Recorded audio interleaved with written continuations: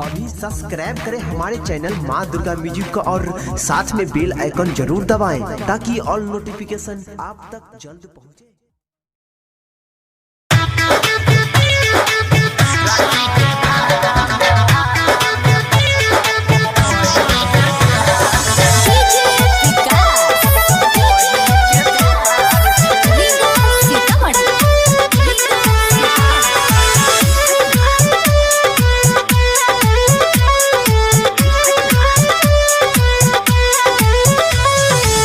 दुनिया में सबसे पावन त्योहार छे, दुनिया में सबसे पावन त्योहार छे।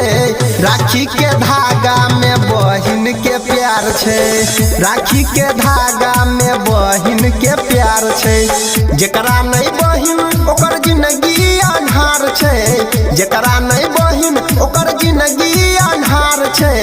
राखी के धागा में बहिन के प्यार छे, राखी के धागा में बहिन के प्यार छे हो, राखी के धागा में बहिन के प्यार छे।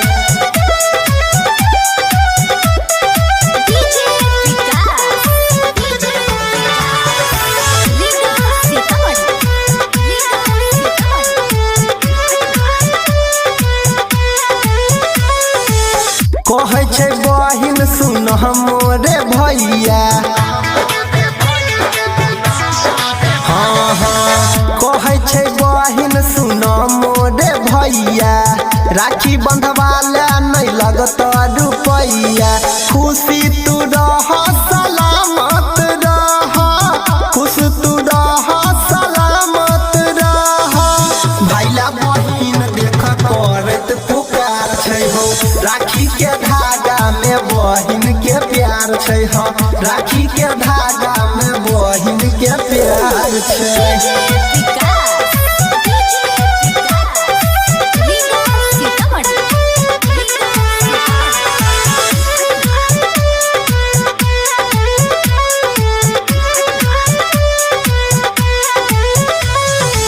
राखी बचाबै छै सब मुश्किल से,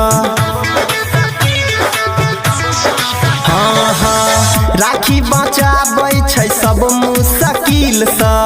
कहै छै सनी देख गायक अनिल से, जे नहीं बन्हाबै कलाई में राखी, जे नहीं बन्हाबै कलाई में राखी। सुनो ओकर जिंदगी भैया पूरा बेकार छै हो, राखी के धागा में बहिन के प्यार छै हो, राखी के धागा